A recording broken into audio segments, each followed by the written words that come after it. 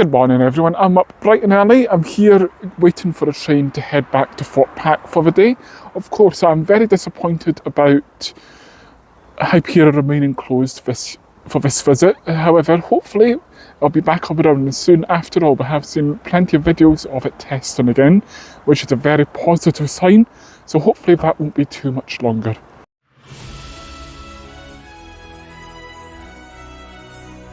So here at Thorpe Park for another day, and as you can see behind, just about, if I reach up a bit, or up that way, you can see Hyperia has been testing, but it's currently on the left hill, and that's just been in the past few minutes. Throughout the day it has been testing quite rigorously, non-stop in fact, which we can only assume is to get ready for when it reopens, hopefully soon. It's great to see it testing, even though at the moment, recording this video, it is on the left hill and nothing much is happening. In fact, it's the first time I've seen it all day, but it has stopped on the left hill.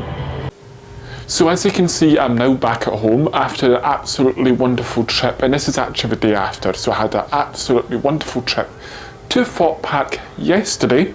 I did actually manage to get on a number of rides as well, which is very good considering it was a Saturday. But obviously, most of the time I was there, you might have seen on social media as well, I was actually there checking out Hyperia. And that's all because it was greatly testing throughout the day. Now, when I say greatly testing, I mean really testing. You can call it stress testing. The trains were constantly going out the station and getting tested after test after test. So much so that actually at many points during the day, the next train was leaving the station even before the train on the track hit the final brake run, even just in that final sort of little bit of a dip they have going into the left hill. A couple of times maybe that did cause a little bit of an issue because we may be a bit too eager at sending a train out, but I'd imagine that was all part of the testing they were doing as well. The Mac car was also at Thorpe Park during the day, so they were fully supporting all the testing that was going on. And as I said, literally it was train after train.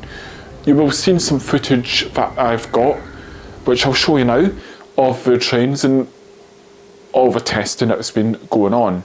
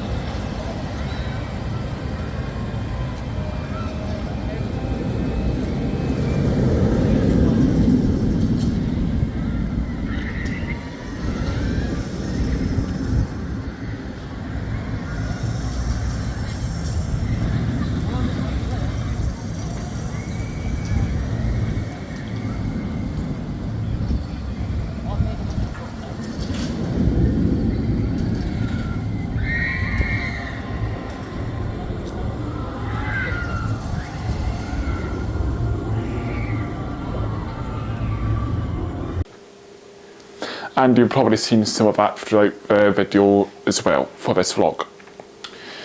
One of the trains, interestingly, also didn't have the water dummies at the very back row. It was only on one of the trains, so that was empty for the very back row only. But apart from that, every single time the train was going round, it was with the water dummies. You could also see into the station as well, it looked like they're doing a lot of staff training as well, to get more staff ready for when Hyperia does open up. More about that later.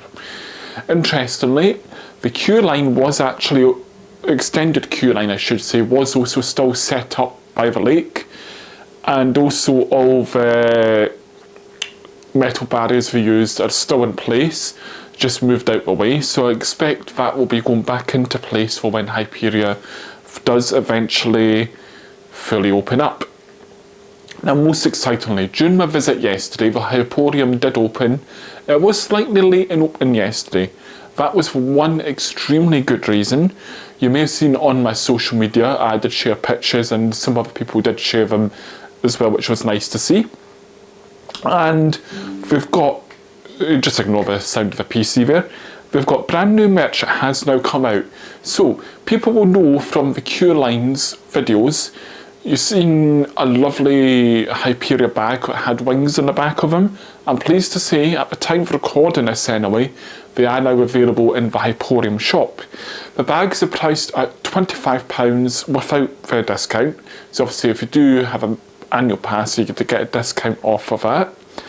So I've got some pictures I'll have on screen just here hopefully for you all.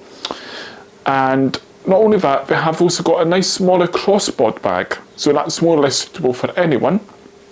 Actually, part of me was very tempted to buy it. It's actually only £15 for the crossbody bag. And I must admit, looking at the picture, it does actually look very good. You can buy the £6 strap for it as well. And you get a choice of different colours depending on what you want to go for and the look you want to go for. And most excitingly, some people have already very excited by this. You can buy your very own Hyperia wings to wear. They are available and they're only £20 to buy as well. I did actually see some of the staff wearing it yesterday when I was having a look around the shop. Obviously, all the prices are before the discount, so if you've got an annual pass, you can get the discount. As you can see, I have now got the lovely Hyperia hoodie. Well, not a hoodie, but it's a hoodie, but it's a fleece. So it's a full zip down. It also has zip pockets, for me very important for any kind of fleece, and it is absolutely comfy. I wore it yesterday for the remainder of the day after I bought it, and I was so nice and comfy all day long. And I did get a match, and you might not see it fully on the screen because I'm further away, but I got a matching lanyard, so it's in the same sort of colours as the hoodie.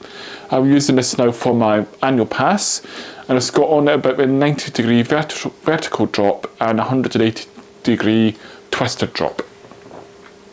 Now obviously we don't know yet what's going to happen with the reopening of Hyperia. Thorpe Park have remained quiet still on that, but, and this is a big but, yesterday I've seen it constantly getting tested, so it was more or less simulating the loads we had on the 24th of May, which is very positive. I was able to keep running throughout the day without any issues at all.